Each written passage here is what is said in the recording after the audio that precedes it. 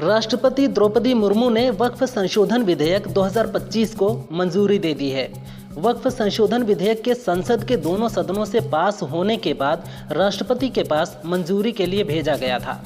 वक्फ संशोधन कानून देश भर में लागू हो गया है, लेकिन इस नए कानून की वैधानिकता को लेकर कई विपक्षी दलों ने सुप्रीम कोर्ट में चुनौती दी है। केंद्र सरकार ने कहा है कि यह कानून वक्फ संपत्तियों के दुरुपयोग को रोकने के लिए है।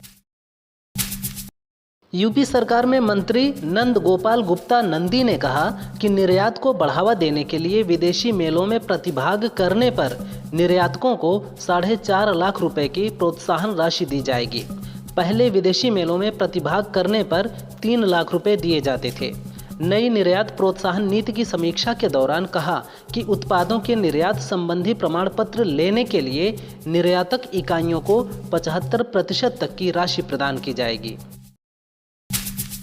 यूपीएसआरटीसी में 5,000 महिला अभ्यर्थियों की संविदा पर परिचालक के रूप में भर्ती की जाएगी। सरकार ने महिला अभ्यर्थियों की सुविधा को ध्यान में रखते हुए उनकी नियुक्ति गृह जनपद में देने के निर्देश दिए हैं। भर्ती प्रक्रिया के तहत 8 अप्रैल से 17 अप्रैल 2025 तक विभिन्न शहरों में रोजगार मेले आयोजित किए जाएंगे। इच्छुक अभ्यर्थी परिवहन निगम की वेबसाइट www.upsrtc.com पर ऑनलाइन आवेदन कर सकेंगी। अमेरिका के राष्ट्रपति डोनाल्ड ट्रंप और एलन मस्क के खिलाफ अमेरिका में विरोध प्रदर्शन किया जा रहा है। ट्रंप प्रशासन पर अमेरिका में नौकरियों से छंटनी, अर्थव्यवस्था, मानवाधिकार, टैरिफ का आरोप है। प्रदर्शनकारियों ने ट्रंप और मस्क को अमेरिका के लिए खतरा बताया और कहा कि दोनों मिलकर देश को नष्ट करने में लगे हुए हैं। प्रदर्शनकारियों ने ट्रंप और एलन मस्क के खिलाफ हैंड्स ऑफ लिखे हुए स्लोगन की तख्ती दिखाई। अमेरिकी राष्ट्रपति डोनाल्ड ट्रंप द्वारा टैरिफ लगाए जाने के बाद एलन मस्क ने कहा कि उन्हें उम्मीद है कि अमेरिका और यूरोप जीरो टैरिफ स्थिति की ओर बढ़ेंगे और भविष्य में उनके बीच एक मुक्त व्यापार क्षेत्र बनेगा। मस्क ने यूरोप और अमेरिका के बीच आवागमन की अधिक स्वतंत्रता देखने की उम्मीद भी जताई। उनकी ये टिप्पणी अमेरिकी राष्ट्रपति डोनाल्ड ट्रंप द्वारा यूरोपीय संघ पर 20% पारस्परिक टैरिफ लगाए जाने के बाद आई है। यूपी के गाजियाबाद, नोएडा समेत 5 जिलों में मौसम विभाग ने लू चलने का अलर्ट जारी किया है।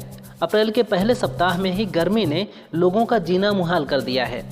मौसम विभाग का कहना है कि आने वाले 3-4 दिनों में कई जिलों में अधिकतम तापमान 40 डिग्री के पार चला जाएगा। रात के तापमान में भी बढ़ोतरी आएगी। आईएमडी ने कहा कि पूर्वी यूपी के कुछ इलाकों में बीते 24 घंटों में हल्की बारिश दर्ज की गई। अफगानिस्तान में 5 लाख हथियार गायब हो गए हैं। आशंका है कि ये हथियार अलकायदा और उसके जैसे आतंकी संगठनों के हाथ लग गए हैं।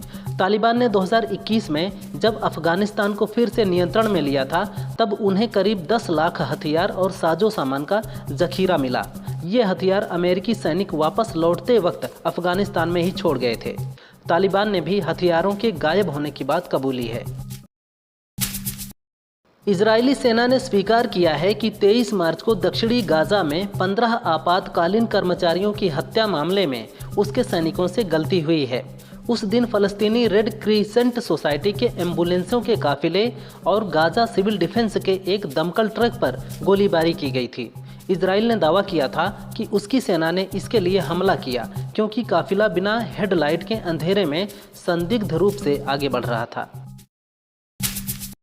लखनऊ में शनिवार से लापता प्रॉपर्टी डीलर नंदकिशोर वर्मा का शव आम के पेड़ से लटका मिला। सूचना मिलते ही बगीचे में हजारों लोगों की भीड़ मौके पर जमा हो गई।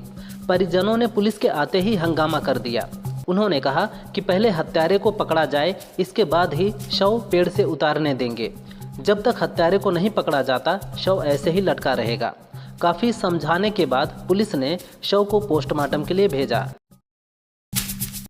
प्रधानमंत्री नरेंद्र मोदी ने कल अनुराधापुरा में माहो ओम नथाई रेल लाइन का उद्घाटन और सिग्नल सिस्टम का शिलान्यास किया।